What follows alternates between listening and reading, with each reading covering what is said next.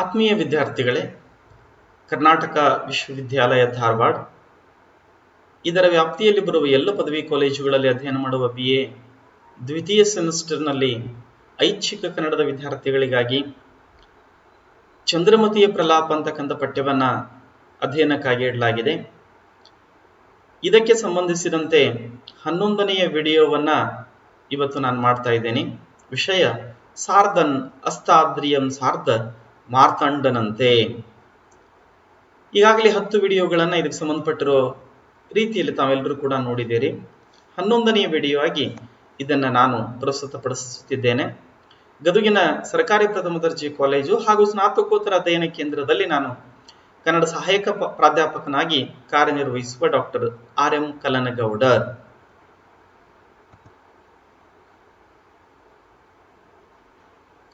ಇವತ್ತಿನ ಅವಧಿಯಲ್ಲಿ ಲೋಹಿತಾಶ್ವನು ಹುಲ್ಲು ತರಲು ಕಾಡಿಗೆ ತೆರಳುವುದು, ಮಧ್ಯಾಹ್ನದ ಬಿರು ಬಿಸಿಲಲ್ಲಿ ಲೋಹಿತಾಶ್ವನು ಕಾಡಲ್ಲಿ ಅಲೆಯುವುದು, ಕೋಮಲವಾದ ಹುಲ್ಲನ್ನು ಕೊಯ್ಯಲು ತವಕಿಸುವುದು, ಎಳೆಯ ಹುಲ್ಲನ್ನು ಒಯ್ದು ತನ್ನ ಒಡೆಯನನ್ನು ಮೆಚ್ಚಿಸಲು ತವಕಿಸುತ್ತಾ ಹುಲ್ಲಿನೆಡೆ ತೆರಳುವುದು. ಈ ಪ್ರಸಂಗವನ್ನ ಇವತ್ತಿನ ಅವಧಿಯಲ್ಲಿ 2 ಪದ್ಯಗಳ ಹಿನ್ನೆಲೆಯಲ್ಲಿ ನಾವು ಗಮನಿಸೋಣ. ಕಾಡಿನಲ್ಲಿ ಲೋಹಿತಾಶ್ವ. ಹಿಂದಿನ ಅವಧಿಯಲ್ಲಿ ರಾಘವಾಂಕ ತನ್ನ ಕಾವ್ಯದ ಕುರಿತು ತನ್ನನ್ನು ಕುರಿತು 1ನೆಯ ಪದ್ಯದಲ್ಲಿ ಹೇಳಿಕೊಂಡರೆ, 2ನೆಯ ಪದ್ಯದಲ್ಲಿ ಚಂದ್ರಮತಿ ಮತ್ತು ಲೋಹಿತಾಶ್ವನ ಕುರಿತು ಸಂಕ್ಷಿಪ್ತವಾಗಿ ಹೇಳಿ ಆತ ಕಾಡಿಗೆ ತೆರಳತಕ್ಕಂಥ ಸಂದರ್ಭವನ್ನ ಈ 3ನೆಯ ಪದ್ಯದಲ್ಲಿ ಬಹಳ ಸುಂದರವಾಗಿ ಹೇಳಿದ್ದಾನೆ. ಈ ಪದ್ಯವನ್ನ ನಾನೀಗ ಓದುತ್ತೇನೆ, ತಾವು ಗಮನಿಸಿ. ಎಂದಿನಂತುದಯ ಕಾಲದೊಳೆದ್ದು ಹುಳುಹುಳ್ಳಿಗೆಂದರಣ್ಯಕ್ಕೆ ನಡೆದ, ಅಲ್ಲಲ್ಲಿ ಹೋಗಿ ಹಲವಂದದಡುಗಬ್ಬನಾಯ್ದೊಟ್ಟಿ ಹೊರೆಗಟ್ಟಿ ಊರಗೆಯ ಮಕ್ಕಳೊಡನೆ ನಿಂದು ಮಧ್ಯಾಹ್ನದುರಿ ಬಿಸಿಲೊಳ್ ಎದೆ ಬಿರಿಯೆ ಜವಗುಂದಿ ತಲೆ ಕುಸಿದು ನಡೆಗೆಟ್ಟು ಬಾಯಾರೆ ಹಣೆಯಿಂದ ಬೆಮರುಗೆ ನೆತ್ತಿ ಹೊತ್ತಿ ತೇಂಕುತ್ತ ಹರಿತಪ್ಪಗಳ್ ಏವಗೊಳ್ವೆನು.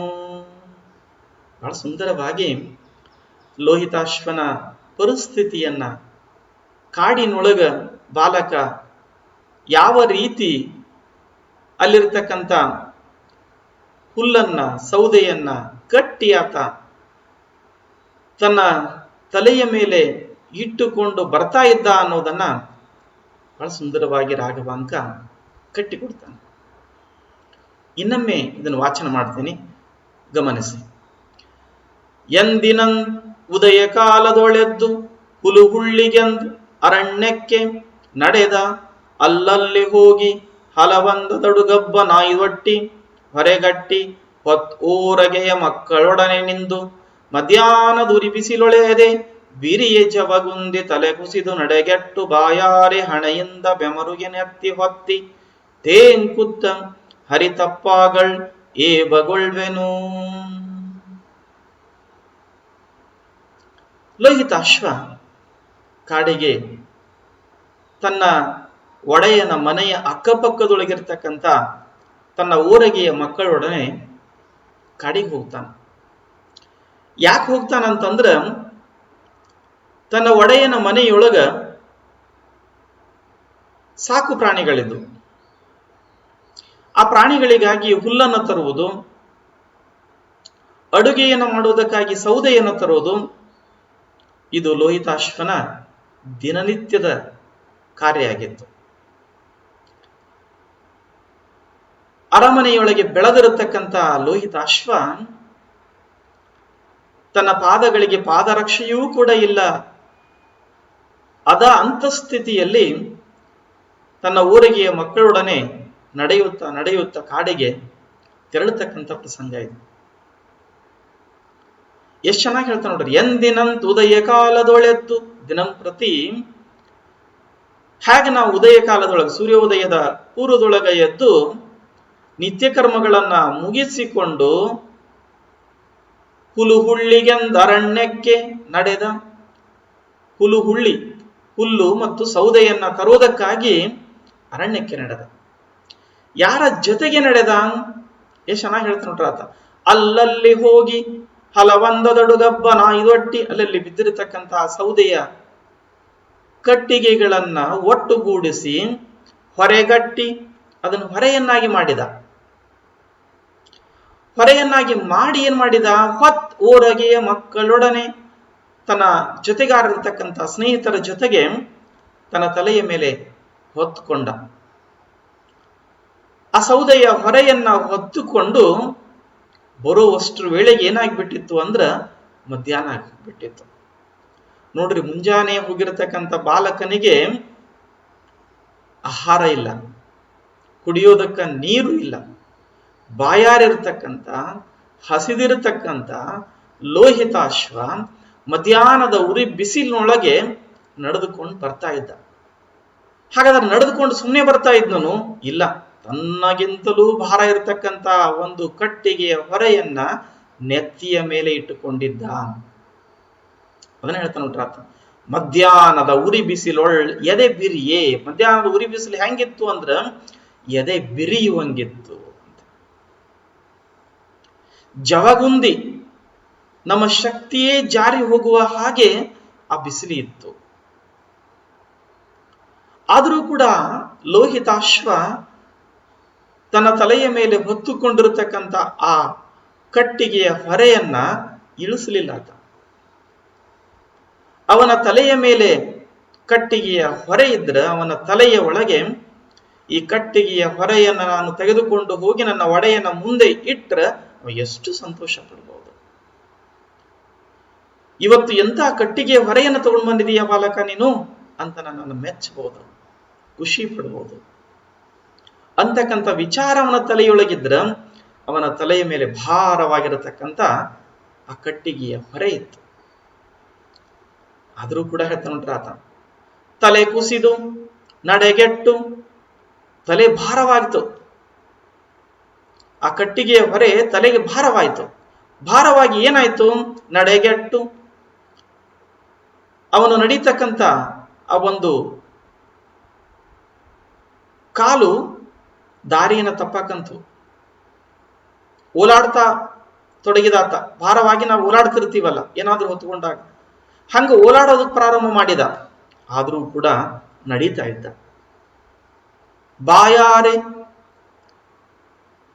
ಭಾರವನ್ನ ಹೊತ್ತುಕೊಂಡು ಮಧ್ಯಾಹ್ನದ ಉರಿ ಬಿಸಿಲಿನೊಳಗೆ ನಡೆದುಕೊಂಡು ಬರ್ತಕ್ಕಂಥ ಲೋಹಿತಾಶ್ವನಿಗೆ ಬಾಯಿ ಆರ್ತ.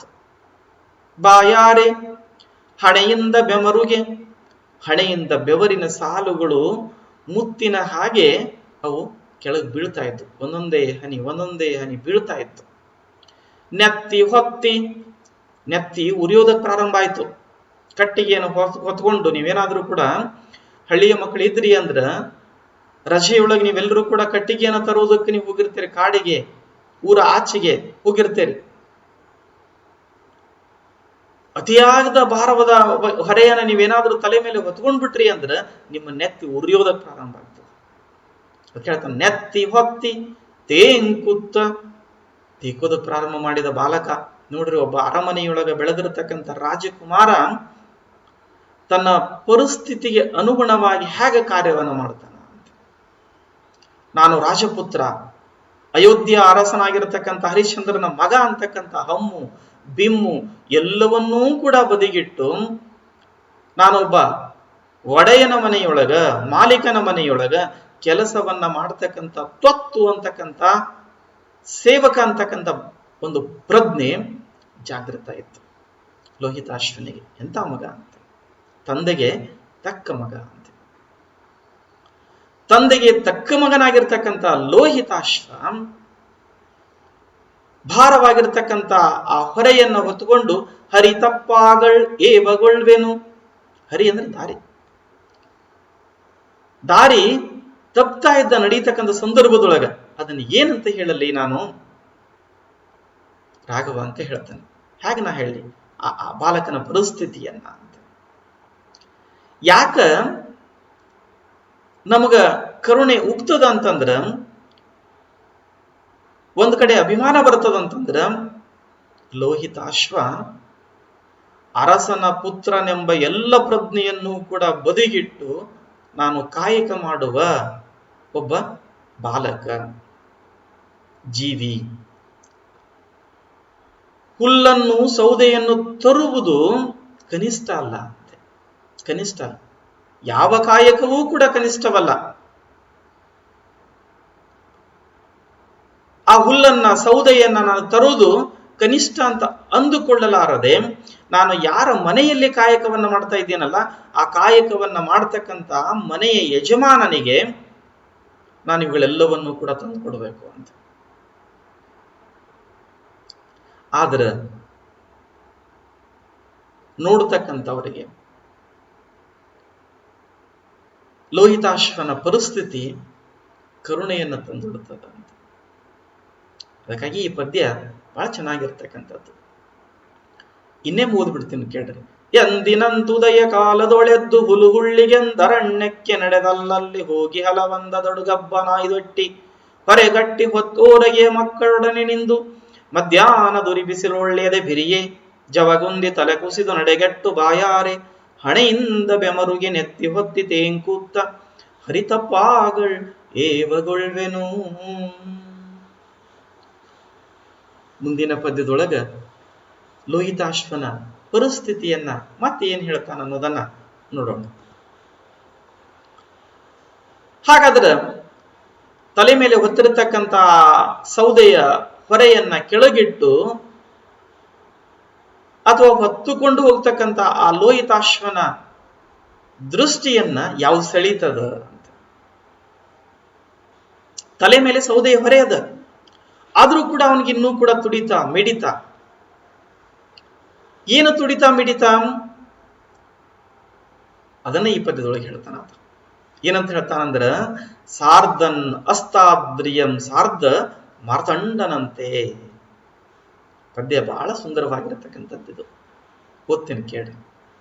ಕೆಲದ ಮೆಲೆಯನೊತ್ತಿಯೊಳಗಿರ್ದ ಹುತ್ತಿನೊಳು ನಳನಳಿಸಿ ಕೋಮಲತೆಯಂ ಕೊಬ್ಬಿ ಕೊನೆವಾಯ್ದು ಗಂಗಳ ಒಟ್ಟು ಬೆಳೆದೆಳೆಯ ದರ್ಭಯಂ ಕಂಡು ಹಾರೈಸಿ ನಾನಿದನೆಲ್ಲವ ಗಳಗಳನೆ ಕೊಯ್ದು ಕೊಂಡೊಯ್ದಿತ್ತೆಡೆ ಎನ್ನೊಡೆಯ ಮುಳಿದಿಹನೆಂ ಆಸೆಯಂ ಹೊರೆಯಂ ಇಳುಹಿ ಮತ್ ಎಳಸಿ ಕುಡುಗೋಲ್ ವಿಡಿದು ಸಾರ್ಧನ್ ಅಸ್ತಾದ್ರಿಯಂ ಸಾರ್ಧ ಮಾರ್ತಂಡನಂತೆ. ನೋಡಿ, ತಲೆಯ ಮೇಲೆ ಸೌದೆಯ ಹೊರೆ ಇದ್ದರೂ ಕೂಡ ನಾವಾಗಿದ್ರೆ ಏನ್ ಮಾಡ್ತಿದ್ವಿ, ನಮ್ಗೆ ಎಷ್ಟು ಹೊರೋದಕ್ಕೆ ಸಾಧ್ಯ ಇರ್ತದಲ್ಲ ಅದಕ್ಕಿನ್ನು ಕಡಿಮೆ ಹೊತ್ಕೊಂಡು ಹೋಗಿ ಈ ನಮ್ಮ ಪೀಡೆ ಇದ್ದಂಗ ಅಂತಿದ್ವಿ ನಾವು. ಹೊಡೆಯಾಗಿದ್ದಂದ್ರೆ ಅವನಿಗೆ ಪೀಡೆ ಅಂತಿದ್ವಿ, ಕೊಟ್ಟು ಬಿಡೋಣ. ಮಾಡಿರುವ ಕೆಲಸಕ್ಕಿಂತಲೂ ಕೂಡ ಹೆಚ್ಚು ಪಡೆಯೋಣ ಅವನ ಕಡೆಯಿಂದ ಅಂತ. ಆದ್ರೆ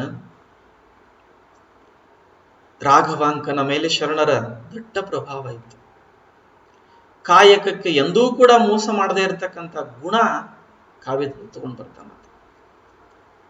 ಕಾಯಕ ಅಂದ್ರ ಬೇರೆ ಏನೂ ಅಲ್ಲ, ಕೈಲಾಸ, ಶಿವನ ಒಡ್ಡೋಲಗ, ಶಿವನ ಜೊತೆಗೆ ಬೆರೆಯುವ ಒಂದು ಮಾರ್ಗ.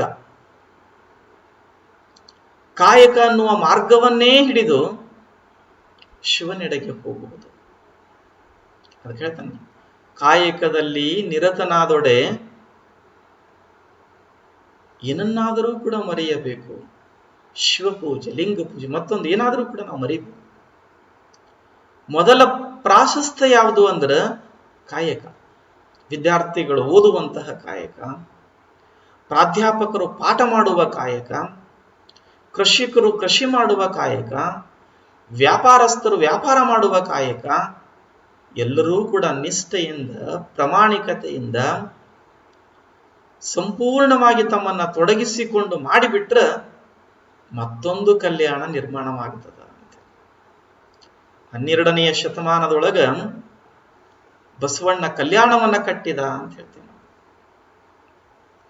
ಒಂದು ಕಡೆ ಒಬ್ಬ ಶರಣ ಹೇಳ್ತಾನಲ್ಲ, ಬೇಡುವವರಿಲ್ಲದೆ ಬಡವಾಗಿತ್ತು ಕಲ್ಯಾಣ. ಅವತ್ತು ಬೇಡವರೇ ಇರ್ಲಿಲ್ಲಂತ, ಇವತ್ತು ಯಾಕೆ ಕೊಡುವಲ್ರಿ ಅಂತೇಳಿ ಸ್ಟ್ರೈಕ್ ಮಾಡೋ ಜನ ಅದ. ನನಗೆ ಅಷ್ಟು ಕೊಡ್ಬೇಕು, ನಿಮ್ಗೆ ಎಷ್ಟು ಕೊಡ್ಬೇಕು, ಅಷ್ಟು ಕೊಡ್ಬೇಕು, ಎಷ್ಟು ಕೊಡ್ಬೇಕು, ಕೊಟ್ಟದ್ದು ಕಡಿಮೆ ಆಯ್ತು ಅಂತ. ಇದಕ್ಕಿ ಲಕ್ಕಮ್ಮ ಮಾರಾಯಣ ಹೇಳ್ತಾರೆ, ಈ ಸಕ್ಕಿ ಆಸೆ ನಿನಗೇಕೆ, ಇಷ್ಟಕೊಂಡ ಅಕ್ಕಿ ಆಸೆ ಯಾಕೆ ನೀ ಪಡ್ತಾ ಇದೀಯಾ, ಇದು ನಿನ್ನ ಕಾಯಕಕ್ಕೆ ಹೊರತಾದದ್ದು. ಅದಕ್ಕಾಗಿ ಇಲ್ಲಿ ಹೇಳ್ತಾನೆ. ಇನ್ನೊಂದು ಪದ್ಯ ನೋಡ್ರದು. ಕೆಲದ ಮೆಲೆಯನೊತ್ತಿಯೊಳಗೆರ್ದ ಹುತ್ತಿನೊಳು ನಳನಳಿಸಿ ಕೋಮಲತೆಯಂ ಕೊಬ್ಬಿ ಕೊನೆವಾಯಿದು ಕಂಗಳ ಒಟ್ಟು ಬೆಳದೆಳೆಯ ದರ್ಭಯಂ ಕಂಡು ಹಾರೈಸಿ ನಾನಿದನೆಲ್ಲವ ಗಳಗಳನೆ ಕೊಯ್ದು ಕೊಂಡೊಯ್ದು ಇತ್ತಡೆ ಎನ್ನೊಡೆಯ ಮುಳಿದಿಹನೆಂಬಾಸೆಯಂ ಹೊರೆಯನ್ನಿಳುಹಿ ಮತ್ ಎಳಸಿ ಕುಡುಗೋಲ್ ವಿಡಿದು ಸಾರ್ಧಂ ಅಸ್ತಾದ್ರಿಯಂ ಸಾರ್ಧ ಮಾರ್ತಂಡನಂತೆ. ತನ್ನ ತಲೆಯ ಮೇಲಿರ್ತಕ್ಕಂಥ ಸೌದೆಯ ಹೊರೆಯನ್ನ ಕೆಳಗಿಟ್ಟ. ಅವನ ದೃಷ್ಟಿಯನ್ನು ಸೆಳೆದಿರ್ತಕ್ಕಂಥದ್ದು ಏನಂತಂದ್ರ, ದಾರಿಯ ಪಕ್ಕದೊಳಗೆ ಹೋಗ್ತಾ ಇದ್ದ, ಅಲ್ಲಲ್ಲೇ ಕಾಡಿನೊಳಗ ಎಳೆಯ ಹುಲ್ಲು ಬೆಳೆದಿತ್ತು. ಆ ಎಳೆಯ ಹುಲ್ಲನ್ನ ನೋಡಿರ್ತಕ್ಕಂಥ ಲೋಹಿತಾಶ್ವನಿಗೆ ಅನಿಸ್ತು. ಏನನ್ನಿಸ್ತು? ಈಗ ಸುಕೋಮಲವಾಗಿರತಕ್ಕಂಥ ಎಳೆಯದಾಗಿರತಕ್ಕಂಥ ದರ್ಬೆಯನ್ನ ಅಂದ್ರೆ ಹುಲ್ಲನ್ನ ತೆಗೆದುಕೊಂಡು ಹೋಗಿ ನನ್ನ ಒಡೆಯನಿಗೆ ಕೊಟ್ನಿ ಅಂತಂದ್ರೆ ಎಷ್ಟು ಸಂತೋಷ ಪಡ್ಬೋದು. ದಿನವೂ ಕೂಡ ನನ್ನ ಮೇಲೆ ಆತ ಮುನಿಸಿನಿಂದ ಬೈತಾ ಇರ್ತಾನೆ, ಸಿಡುಕ್ತಾ ಇರ್ತಾನ, ನಿಂದಿಸುತ್ತಾ ಇರ್ತಾನ. ಇವತ್ತಾದ್ರೂ ಕೂಡ ಇದನ್ನು ಒಯ್ದು ಕೊಟ್ನಿ ಅಂದ್ರೆ ಸಂತೋಷ ಪಡ್ಬೋದು ಅಂತ ನೋಡ್ರಿ. ಅದಕ್ಕೆ ಹೇಳ್ತೀವಲ್ಲ, ಸಂತೋಷವಾಗಿರ್ಬೇಕು. ಮುನಿಸು ಒಳ್ಳೆಯದಲ್ಲ, ಮುನಿಸು ತರವೇ, ಮುನಿಸು ಒಳ್ಳೆಯದಲ್ಲ ಅಂತೆ. ಬಾಲಕ ಯೋಚನೆ ಮಾಡ್ತಾನೆ. ಕೋಮಲತೆಯಂ ಕೊಬ್ಬಿ ಕೊನೆವಾಯಿದು ಕಂಗಳ ಒಟ್ಟು, ಕೋಮಲತೆಯಿಂದ ಕೊಬ್ಬಿತ್ತದು, ಓಲಾಡ್ತಾ ಇತ್ತು. ಆ ಓಲಾಡ್ತಕ್ಕಂಥ, ಕೊಬ್ಬಿರತಕ್ಕಂಥ, ಕೋಮಲವಾಗಿರತಕ್ಕಂಥ, ನಳನಳಿಸ್ತಕ್ಕಂಥ ಆ ಹುಲ್ಲು ಕಂಡ. ಹಾಗಾದ್ರೆ ಹುಲ್ಲು ಎಲ್ಲಿ ಬೆಳೆದಿತ್ತು ಅಂದ್ರ ಕೆಲದ ಮೆಲೆಯ ನೊತ್ತಿ ಒಳಗಿರ್ದ ಹುತ್ತಿನೊಳು. ಆ ದರ್ಬೆ ಹುಲ್ಲಿನ ಸಮೂಹ ಎಲ್ಲಿತ್ತು ಅಂದ್ರ ಹುತ್ತಿನ ಮೇಲೆ ಬೆಳೆದಿತ್ತು ಅಂತ. ಹುತ್ತು ಅಂದ್ರ ಹಾವು ವಾಸಿಸ್ತಕ್ಕಂಥ ಒಂದು ಗೂಡು, ಸರ್ಪದ ನೆಲೆ. ಅದರೊಳಗೆ ಏನಿತ್ತು? ಸರ್ಪ ಇತ್ತು.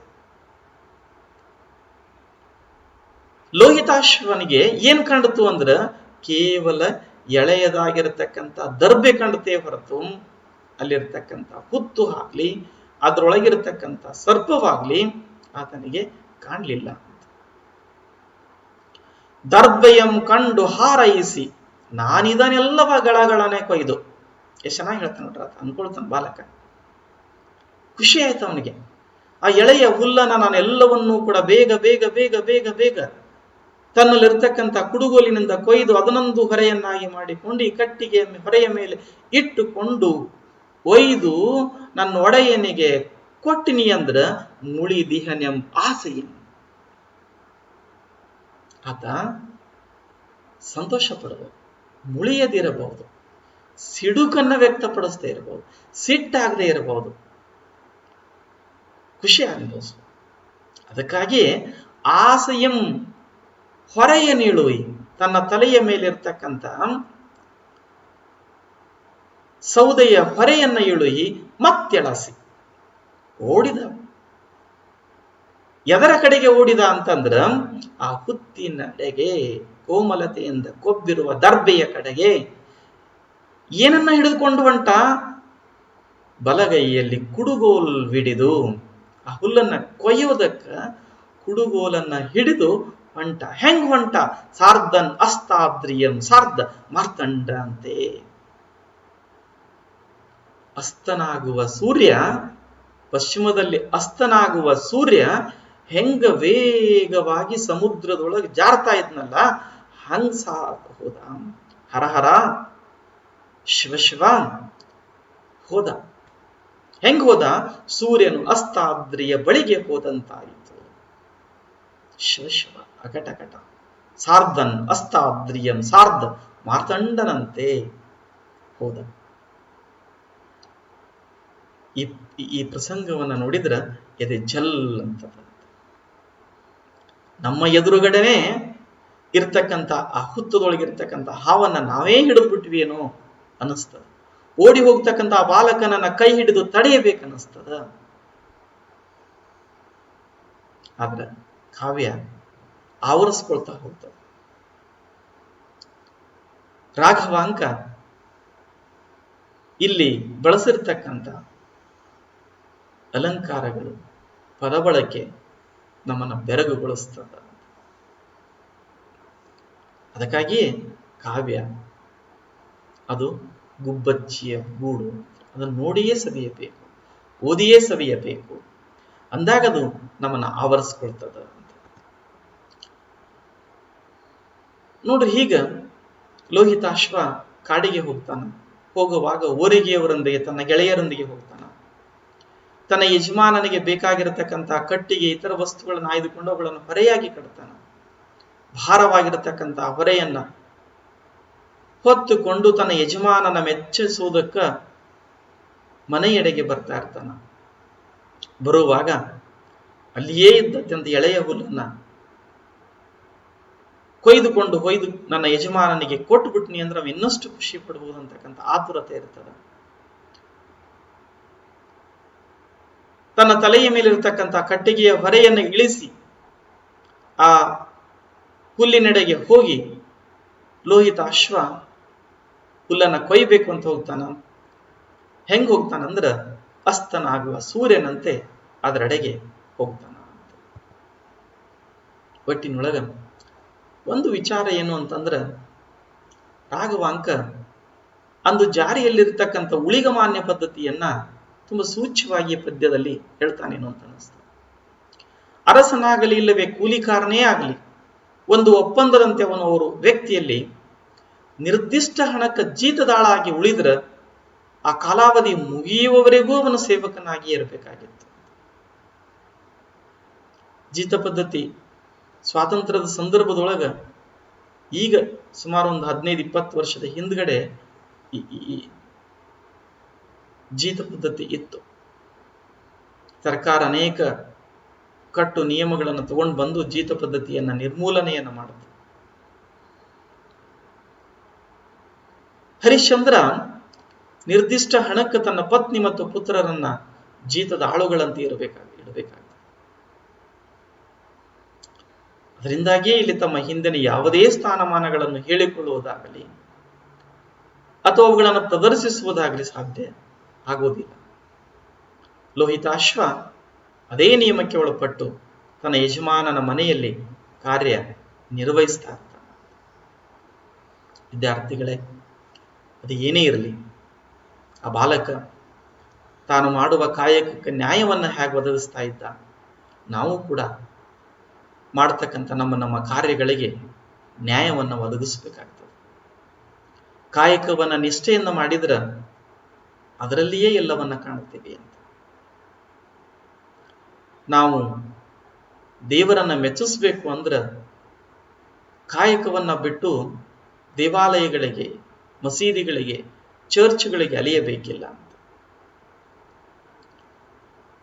ಪ್ರಾಮಾಣಿಕತೆಯಿಂದ ನಾವು ಇರುವಲ್ಲಿಯೇ ಕಾಯಕವನ್ನ ಮಾಡಿದ್ವಿ ಅಂದ್ರೆ ದೇವರೇ ಕಾಯಕವನ್ನ ಮೆಚ್ಚಿ ಆತ ಅನುಗ್ರಹಿಸ್ತಾನೆ.